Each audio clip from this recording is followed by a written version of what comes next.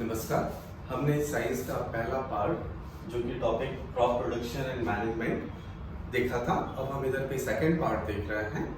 तो second part में first part का एक जो पर्टिकुलर पार्ट था मैंने आपसे बोला था कि उसको करिएगा। तो लेट्स सी, अपन देख लेते हैं। तो difference between fertilizer and manure. Fertilizers Hindi में बोलूंगा, मैन्यूर दैट इज हाउ। तो सिंपल डेफिनेशन वाइज देखते हैं। फर्स्टली ये मैन मेड है, they are natural. Manure natural रहते हैं, वो जो कैटल डंग और प्लांट रेसिड्यूज रहते हैं उनके डिकम्पोजिशन से बनते हैं, तो दे आर नेचुरल। तो नेचुरल के साथ साथ यदि ये डिकम्पोजिशन होगा तो आई हैव टोल्ड यू एक पार्ट रहता है, आप देखिएगा इधर पे ह्यूमस। तो जो डिकम्पोजिशन रहते हैं जो कि लिविंग थिंग्स रहते हैं, सपोज छोटे प्लांट्स हैं, कीड़े मकोड़े, इंसेक्ट्स हैं, उनके डिकम्पोजिशन से जो बनता है दैट इज कॉल्ड ह्यूमस।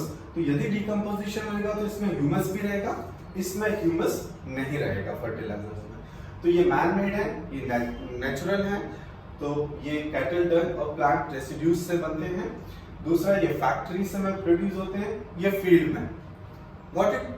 तीसरा डिफरेंस ये है, just I have told you, इसमें ह्यूमस नहीं रहेगा, इसमें ह्यूमस रहेगा बिकॉज डिकम्पोजिशन हो रहा है।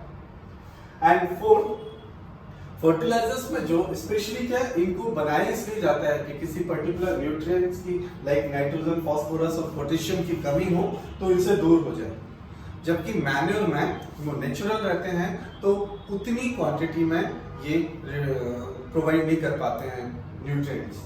तो ये अबंडेंस में या अधिक मात्रा में प्रोवाइड करते हैं न्यूट्रिएंट्स, और ये रिलेटिवली लेस रिच रहते हैं न्यूट्रिएंट्स के।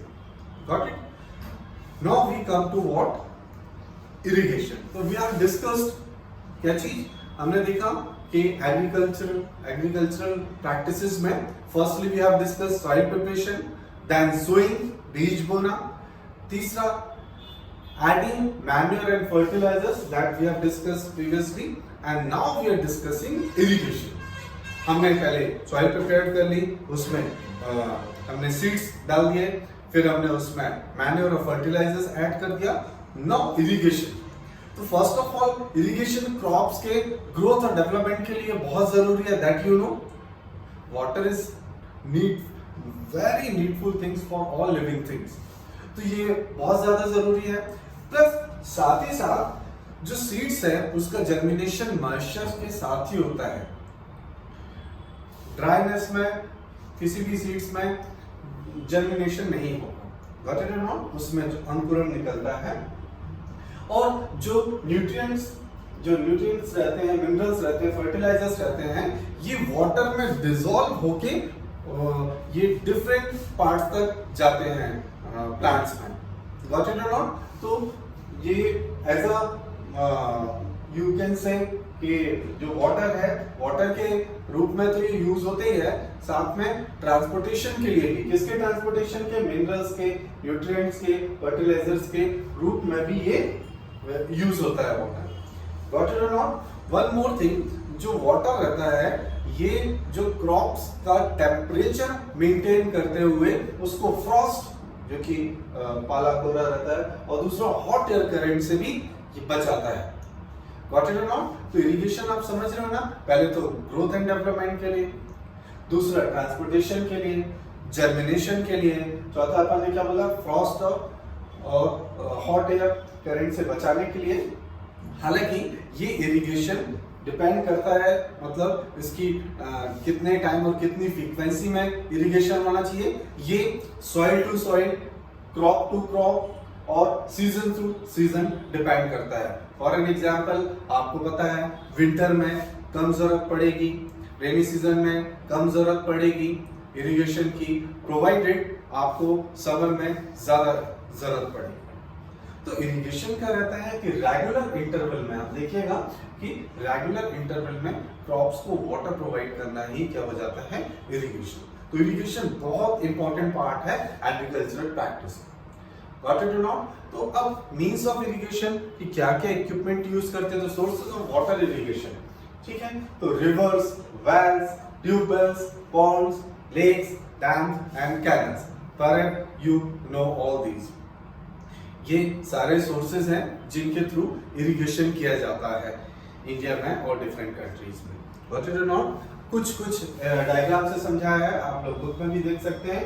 ये मोट है, इसमें पानी खींचते हैं कुएं से और सिंपली ऐसे डालते हैं। तो जहां पे प्लेन या फिर यू कैन से स्लोप वाली जगह है वहां पे ये इरिगेशन बड़ा यूजफुल रहता है। तो ये ओल्ड टेक्निक्स हैं। आप देखोगे चेन पंप में ऐसा ये लगा रहता है, ये घूमता जाता है और इधर पे एक बकेट टाइप की लगी रहती है और ये इधर पे पानी आता रहेगा। ओके, नेक्स्ट फिर आप देखोगे यदि कुएं में पानी का लेवल थोड़ा ऊपर है तो दिस इज यूजफुल। इधर एक वेट लगा देते हैं, पानी जाता है ऊपर, बकेट से पानी आ जाता है और फिर उसको यूज कर लिया जाता है। एक ये मेथड है, इसमें क्या करते हैं, एक साफ टाइप का इधर कनेक्ट रहता है और एक साफ इधर कनेक्ट है।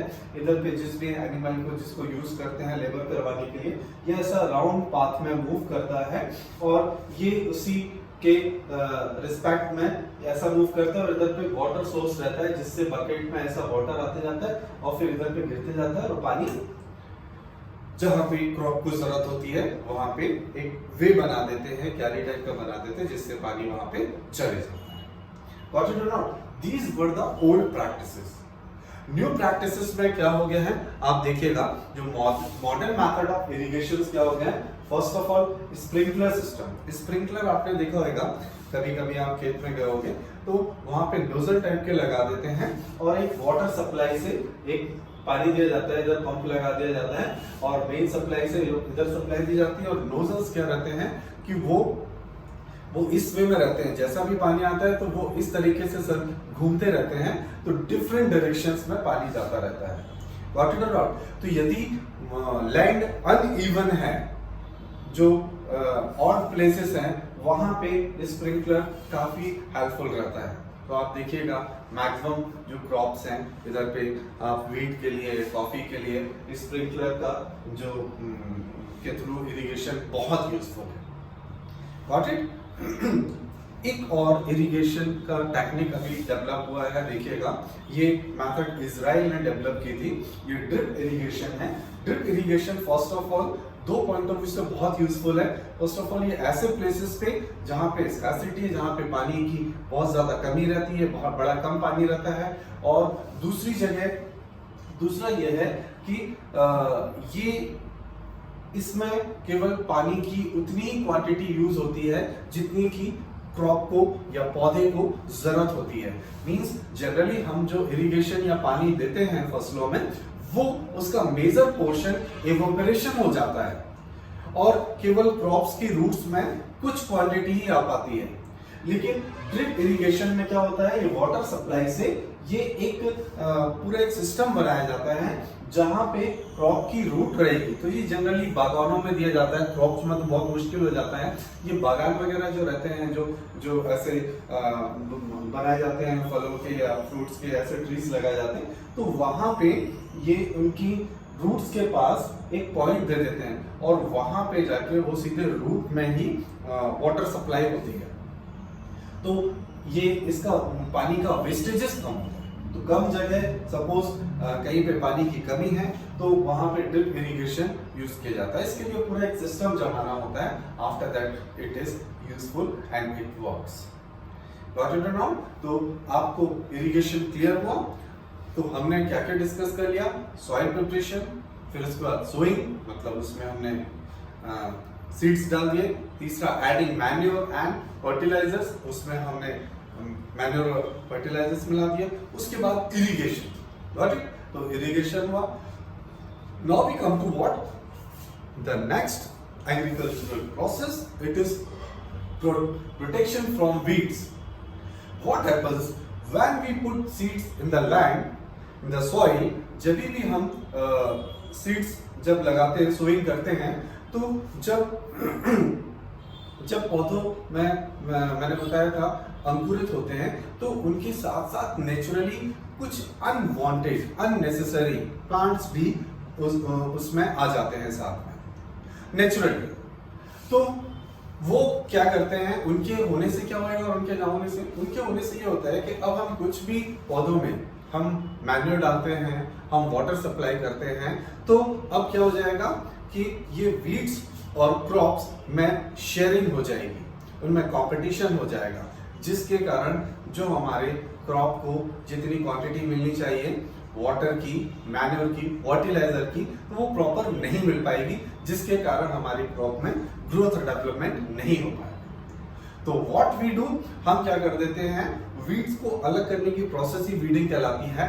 ये मैन्युअली भी होती है, एक छोटा सा लोहा लगा हुआ जो खुरपी टाइप का रहता है, उससे वो जो फॉर्मर रहते हैं वो अलग कर देते हैं। It takes time. और आजकल जो मॉडर्न टेक्निक्स ये हो गई कि उसमें भी क्या कर देते हैं, उसमें वीडीसाइड लाइक 2 और 4D रहते हैं। तो वीडीसाइड क्या करते हैं, ये जनरली जो भी इनको स्प्रे करता है तो वो पहले तो कवर कर लेता है, क्योंकि ये हार्मफुल भी रहते हैं हमारे जो ब्रीदिंग के लिए। तो ये कवर करके पूरा अच्छे से वेल कवर्ड होके ये पौधों में जहाँ भी क्रॉप रहती है वहाँ स्प्रे कर देते हैं। तो स्पेशली ये उन वीड्स को ही समाप्त कर देती है, एंड कर देती है, और जो हमारी क्रॉप रहती है उसको कोई भी हार्म नहीं पहुंचाती। Got it or not? ये इस तरीके से डिजाइन और किए जाते हैं जिससे ये हो जाए। तो got it or not? ये हमारे वाटर, न्यूट्रिएंट्स, स्पेस, लाइट्स, ये सब जो है वीड्स, इनको शेयर करने लगते हैं हमारी क्रॉप के साथ, जिससे हमारी क्रॉप वीकेंड हो जाती है, डेवलप नहीं हो पाती है, ग्रोथ प्रॉपर नहीं हो पाती है। तो इनका अलग होना बहुत जरूरी रहता है। रिमूवल ऑफ वीड्स कहलाता है weeding. Got it or not? Clear हुआ? तो weeding is also very necessary, you can say agricultural practice. Got it? तो we have discussed soil preparation. ये देख लीजिएगा कुछ ये इस तरीके से ये स्प्रेइंग होता है, तो स्प्रेयर रहता है, उससे ऐसे पूरा कवर करके ऐसा स्प्रे किया जाता है। ठीक है, तो एग्रीकल्चर प्रैक्टिस में we have discussed soil preparation, now sowing, उसके बाद एडिंग मैन्योर और फर्टिलाइजर, उसके बाद इरिगेशन, एंड फिर next one was the last one protecting from weeds. अब हम डिस्कस करते हैं, ये सब कर दिया, अब हमारा जो क्रॉप है वो बढ़ रहा है, और वो प्रॉपर तरीके से, क्योंकि उसको हमने पूरा जहां जब जब जरूरत थी टाइम पे वो सारी चीज वो सारी प्रैक्टिसेस किए जो कि उसके डेवलपमेंट और ग्रोथ के लिए जरूरी है। तो as it takes 3 to 4 months, जब ये अपना पूरा साइकिल पूरा कर लेता है और ये फाइनल क्रॉप तैयार कर लेता है, तो फिर उसके बाद उसकी कटिंग जरूरी होती है, दैट इज कॉल्ड हार्वेस्टिंग। तो हार्वेस्टिंग में बेसिकली क्या होता है कि या तो क्रॉप को पूरा रूट से ही उसको अलग कर देते हैं, पुल्ड आउट, या फिर उसको काटने के लिए क्या करते हैं, उसको लैंड के पास से कट करते हैं, या तो उसको उखाड़ना पूरी तरीके से या लैंड के पास से कट कर देना। तो ये प्रोसेस कहलाती है हार्वेस्टिंग। इसको यदि मैन्युअली करते हैं तो सिकल, वो हसिया टाइप का एक पार्ट होता है, उससे काटते हैं। इट टेक्स टाइम, लेबर भी बहुत लगती है। तो आज की मॉडर्न टेक्नोलॉजी में बहुत सारे ऐसे मीन्स आ गए हैं। तो एक हार्वेस्टर करके आपने देखा होगा, मैं भी इसमें डायग्राम में भी शो करूंगा। ये हार्वेस्टर जो काम यदि मैन्युअली करवाया जाए, उससे यदि 8-10 घंटे लगते हैं, तो ये with in half an hour उससे 4 times क्वांटिटी में कट कर देता है। और कट अकेले नहीं करता है, पहले तो ये कटिंग हो गया, कटिंग के बाद वो जो सॉइल से एक्चुअल सीड निकालने की प्रोसेस कहलाती है थ्रेशिंग। तो threshing is also one of the process.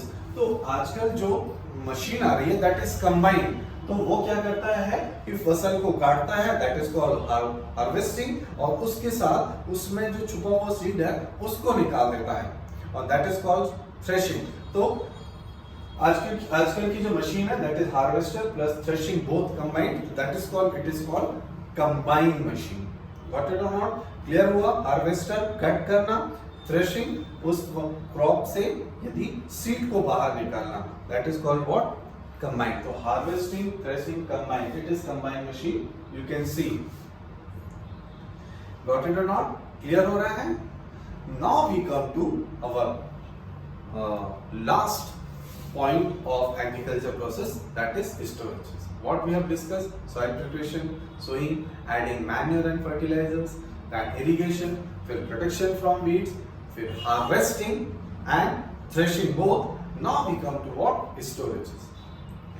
क्या होता है कि इसको यदि हमको ग्रेन्स को लॉन्ग टाइम तक हमको स्टोर करना है, रखना है, तो उसको मॉइस्चर से, उसको इंसेक्ट से, रेट से और माइक्रो ऑर्गेनिज्म से बचाना होता है।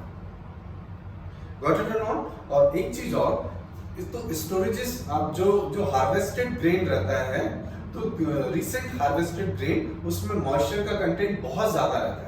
तो फर्स्टली यदि उसको डायरेक्टली स्टोर कर देंगे तो एक्सक्यूज मी, उसमें आपको बता दूं माइक्रो ऑर्गेनिज्म डेवलप हो जाते हैं, जिसके कारण वो वीक हो जाता है और फिर बाद में उसमें देखते हैं तो उसमें यदि हम नेक्स्ट टाइम उसको यदि सोइंग करेंगे तो उसमें जर्मिनेशन नहीं हो पाता है। तो व्हाट वी डू जनरली, जो हार्वेस्टेड ग्रेन रहता है उसको पहले सनलाइट में प्रॉपरली उसको हीट देते हैं, जिससे उसका मॉइस्चर निकल जाता है और उसके बाद डिफरेंट तरीके से उसको स्टोरेजेस किया जाता है। जो नॉर्मल प्रैक्टिस है, जो विलेजेस में फार्मर्स हैं, वो जूट के बना हुआ जो बकेट रहता है उसमें उसको स्टोरेजेस करते हैं, या फिर मेटल से बनी हुई बड़ी बड़ी टैंक्स रहते हैं उनमें स्टोरेजेस करते हैं। लेकिन जो बड़े बड़े ऑर्गेनाइजेशन है जैसे फूड कॉर्पोरेशन ऑफ इंडिया, जिनके पास बल्क क्वांटिटी में स्टोरेजेस करना होता है इन ग्रेन्स का, तो वो कहलाते हैं सिलोज या ग्रेनरी।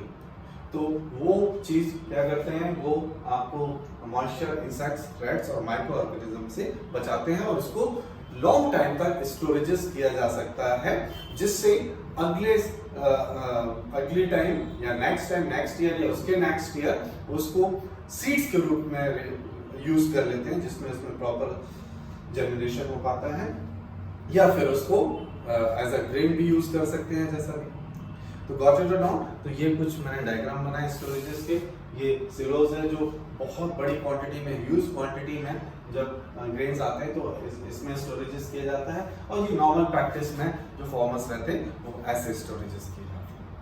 आई थिंक ये टॉपिक आपको बहुत अच्छे से समझ में आया होगा। नमस्कार।